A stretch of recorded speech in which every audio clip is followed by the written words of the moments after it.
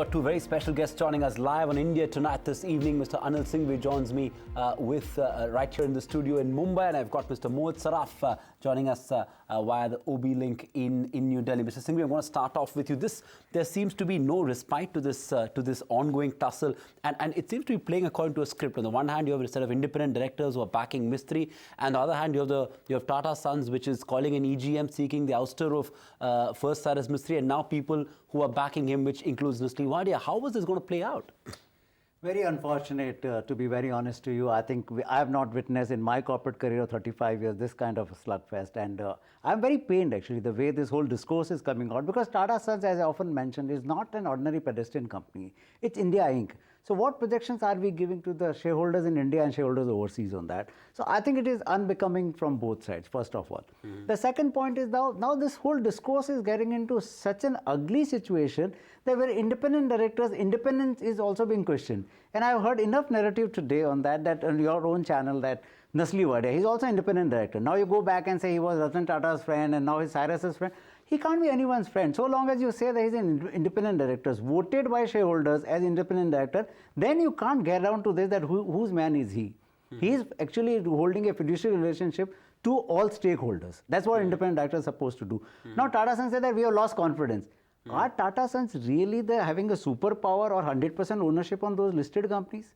In most companies, they own 25 to 30%. And if you look at the history of many Tata companies, they were owning earlier in single-digit shares in those operating companies, including Tata Steel. Some point in time, GD Birla had larger holding in Tisco than what Tata's had this. So just to have this, that 25, 30%, and we can remove, we have lost confidence in them. What is the narrative for NUSLI WADIA's removal, which Tatas have given on this? Nothing. That he seems to be now favoring Cyrus MISTRY. Is this the good reason? Now, secondly, I heard about Vibha Rishi Paul. Okay, she, if I'm not mistaken, she's from TAS, Tata Administrative Services. So she understands the ethos, the values, and all that, because this is what TS is really teaching all the students there on that. How can you now say that because she's not finding your narrative interesting or your narrative to be supported for, you remove on this? So if Tata Sons today moves in removing the independent directors, then why have independent directors? According to me, SEBI should look into it, that why there is a need of independent directors. Do away with these independent directors, let the Lalas run the companies in India, and that's the end of it.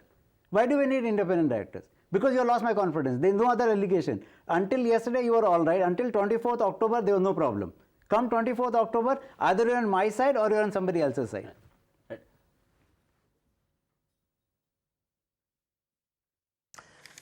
It's interesting, either you're my friend or you're my enemy, but Mohit Saraf, come in on that. It really seems to be playing according to script. You know, you're an independent director, you have fiduciary responsibilities. Why these allegations of being on one side or the other? But it looks like it really is a case of independent directors on certain boards on one side and Tata Sons on the other, and that's where the collision course really is.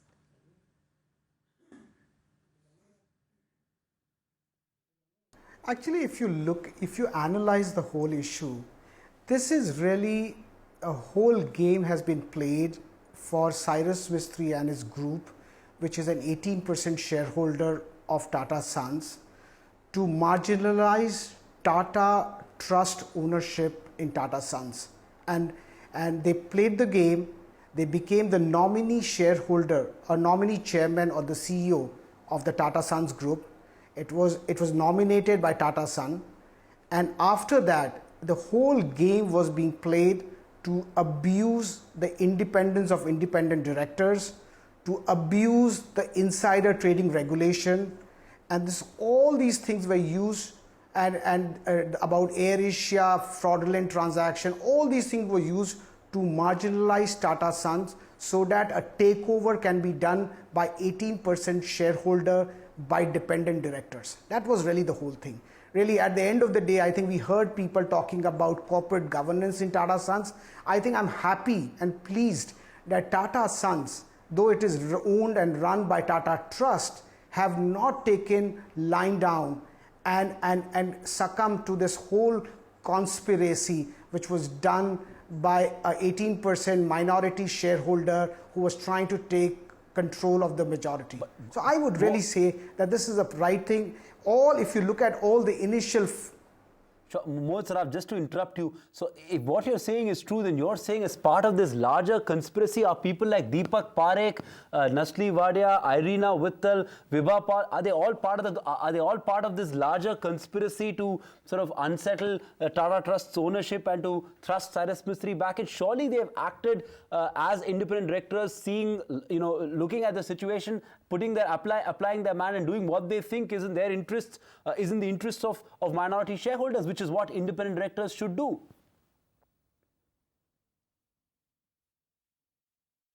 But has they done that? They have really done, they have acted in the interest of 18% shareholder, not the minority shareholder. That's the way I look at it. Comment on that, Anil Singhvi, the question of these independent directors, because like you pointed out yourself, that's going to be under the scanner. Mohit Saraf reading it as if and saying that, they have not acted in the interests of independent shareholders. If the largest shareholder, and some of these companies, obviously, the Tata Group owns significant stake, and if the promoters, if the trusts have lost faith in an individual, they have every right to seek the ouster of that individual. Legally, that's not wrong. Well, we are talking about Section 169, removal of a director, okay? This is where this could have been possible when you have an appointed as a nominee director, that you can really say that you have lost my confidence and boy, you move out. But when you have independent directors whose term by the law is for 5 years, so unless you have a very good reason, how do you remove him? Just saying that I've lost confidence in you and you must go. Is this a good reason? Then every promoter, whenever he finds that an independent director is raising his voice, he should be shown the door. Then why do you have independent directors? Then you must have all your nominees. You run the company the way you want it. Independent directors, according to me, then SEBI and MCA should, or Companies Act should really do away with independent directors. Because it cannot work on the whim and fancy of one promoter. Now, I've heard your other panelists talking about it, that Cyrus Mistry had this design, and everyone is falling for this design, including Nasser Manji, who's on the trust, including Keki Dadi Seth, who's also on the trust. So if this design is by supposedly by Cyrus to hijack the entire thing, then what are these people doing sitting on the board of Indian Hotels, and Nasser is there on the Tata Chemicals. He also happens to be on the trust as well. So I think this is all, I mean, somebody can weave a story, and I'm not going to buy that. Now, my last point on this subject is that if you have sent a notice to shareholders, right, now you seek the support of the shareholders, because by 28% or 30% you can't win the vote. So you need minority shareholders and other outside shareholders to support you on that. When Cyrus continues to be a director, he's no more a chairperson of Tata Sons, but he continues to be a director on Tata Sons. When you have not removed him there by your having almost 70% shareholding by the Tata Trust, which you can easily remove him from Tata Trust, why have you not removed him there? As a minority shareholder, as a lay shareholder, when I see that Cyrus is continuing to be on Tata Sons board, he's not been removed there. Now you're seeking under 169 my vote that he should be removed from a listed company where I'm a shareholder, and you're seeking my vote. It's like saying that, oh, he happens to be in your house, but if he comes to my house, that's the problem with you. You can't have that. First you remove him from Tata Sons board, then I'll support you. So long as he continues to be on Tata Sons board, how do you expect me to vote for this resolution? I find it very difficult. I just cannot find any rationale for this, that you just say that I've sent you a notice and you must remove because he has lost my confidence. This is not there. And as I mentioned to you about Vibha, who's from TAS, she served in Pepsi, all of that, and all of a sudden you find her that she's incompetent for that board. So you must specify your reason. Why are you seeking the removal of the director, particularly in case of independent directors? Very clear. Mohit Saraf, I really wanted to come in on that because that's a valid point indeed. Do you continue on the board as an independent director so long you're in sync with the promoter, and once you have a fallout, you're actually shown the door? It's actually a very inappropriate comment. Just look at it. I think few days back, the same gentleman talked about Amit Chandra and Ajay Piramal being dependent director, not independent director, because they were losing and they're trying to do what Ratan Tata wants to do. So I don't think really that is the case. I think those two gentlemen have a far independent personality, and I think today the way things have shaped up after almost 2 weeks, you can clearly see that Tata Sons director were acting independently, wanted to protect the interest of the majority shareholder, which was the Tata Trust. And some of the independent director, and obviously we don't know what is the basis of their discussion, but we know that Cyrus Mistry was getting his people on the board. He was getting his people at different important places and was trying to tell Tata Sons that we board we have to take independent direction. We will keep you informed as a majority shareholder, but you don't have a locus. And I think, in my view, he has broken all level of governance. And if some of the independent directors have joined him, so they have broken too. I don't know what was the contribution of each individual director. You know, we can go on and on about the independence of the independent directors, whether they did really break the law in spirit and the moral code of conduct there. But I really want to take this discussion away from independent directors for a minute. And Anil Singhvi, this question really comes your way. The mudslinging is just about continuing. Both camps equally aggressive with the kind of letters that are being written, the kind of stories that are now being told. Where does this all head from here on? I'm presuming Cyrus Mistry obviously doesn't want to come back and lead the Tata Group once again. Where does this go from here? What's in it him for to fight, and what's in it for the Ratan Tata camp to keep offending? It's very unfortunate, to be honest to you, as a watcher of the corporate world, and particularly looking at what the minority shareholders, actually my heart bleeds for all the minority shareholders of all listed companies, because they are like headless chickens. They don't know which way to go. So where will it end? I think it will end into a very ugly spat first, and then it will get into the courtroom. So I think it is going to be finally decided by the courts which way this whole thing will spell out. But my point is this, that at the end of the day, minority shareholders of the listed companies today are at the mercy of this whole slugfest which is being enacted in the boardrooms. Sooner it ends, better for all minority shareholders. People should move on, because the operating companies should not get engaged into it. As I've been often saying, that Tata Sons is not a pedestrian, not a small company. It's almost like India Inc. So sooner it gets over, better it is for all of us. You know, I am fascinated about what the end game for this could potentially be for Cyrus, like you pointed out, Supriya, as well. But before we get to the end game, I want to get Mohit's comments on a point that Mr. Singhvi made just a short while ago, which is that how does the Tata Group expect the shareholders to vote for a resolution seeking the ouster of Cyrus Mistry as an independent director when he hasn't been, or as a director on the board of operating companies, when he hasn't been removed as a director on the board, from the board of Tata Sons. He's only been removed, as for the benefit of our viewers, remember, he's only been removed as a chairman of the board of Tata Sons. He's still a director on the board of Tata Sons. So how does one expect independent shareholders to expect to vote in favor of resolution seeking his ouster as a director on the board of Tata Group companies, but not and still remaining as a director on Tata Sons? Actually, if you think about it, is if you look at follow the entire sequence of event, before the Tata Sons meeting, he was requested to resign. He refused to resign, and he was allowed to continue as a director. And that time he was only removed as a chairman. And then things shaped up differently, because all mudslinging happened post that, when he accused them of the corporate governance, he accused them of insider trading and all these issues. So really today, I think Tata Sons has been really, I would say that they really behaved like gentlemen across the process. They did not want to talk to media. They did not want to write letters and leak it to media. But now they have no choice. Actually, he is not only unfit to be the chairperson, but he's also unfit to be a director, because really you don't want a company to be run by people who can't see eye to eye, and the minority shareholder interests get compromised. So I would say it is a very difficult question and a right question, and this is all happening. So you're saying is unfit to be a director. So you're saying then why isn't the Tata Sons board seeking his ouster as a director? They will, eventually they will. I think this is basically the first step was they removed him as a chairman, and they never thought that he will get independent director to support him and do all these things. And today I think he's moving towards that, and they will remove him as a Tata Sons director as well. You have a counterpoint there? No, my point on why they can't do this? Yeah, no, my point is very simple, that before you seek my vote as a minority shareholder in operating companies or listed companies on that, I would like to see that why are they continuing him on the board of Tata Sons. But I think in the whole narrative you are forgetting one aspect of it, that Cyrus Mistry and the family also is a minority shareholder in Tata Sons.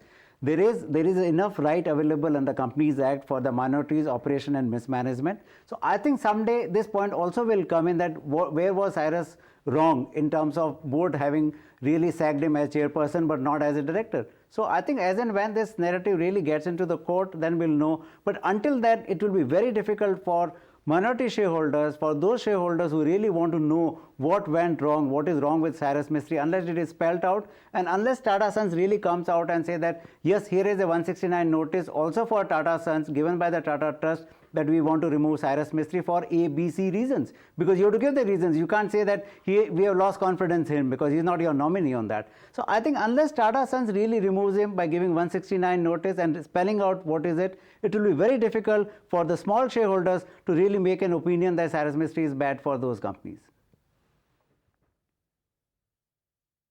You know, Mohit, it's an obvious question that comes to my mind, and I'm not even a minority shareholder of any of the Tata Group companies, but just as a layperson who's watching this entire event unfold, perhaps a little closely by the virtue of being a journalist, I'm still scrambling and finding reasons to find out why was Cyrus Mistry thrown out, and there haven't been enough reasons given. Of course, the 9-page letter came, but there was also very selective slicing and dicing of data there, which happened. I still don't know, what did he do wrong, because of which he had to lose his job?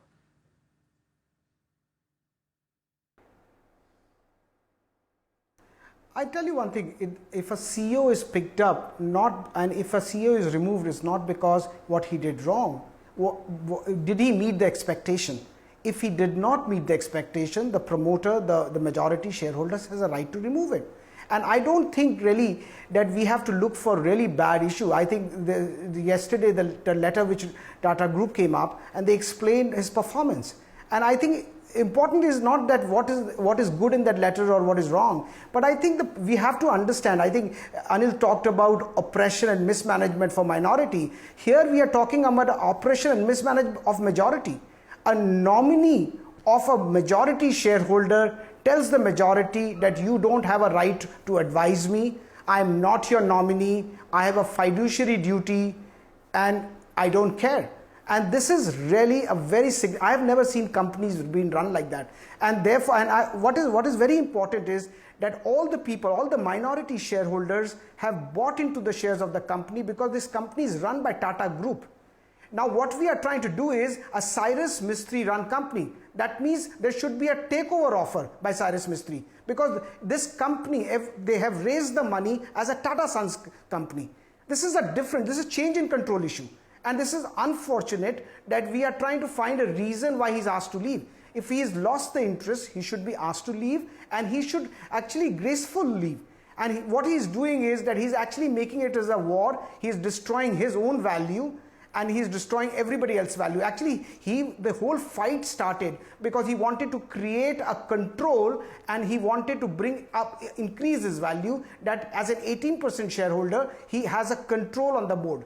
Now he's lost that value. But that was all it started. It was basically a tug of war to control. And because the other side of it was run by trust, whose interest was more on dividend, and therefore they thought that they'll be easily able to overcome that. But I'm happy that Tata Sons and at least have gone on record to show and at least to reassure the small investors that this is Tata Sons company, not Cyrus Mistry company.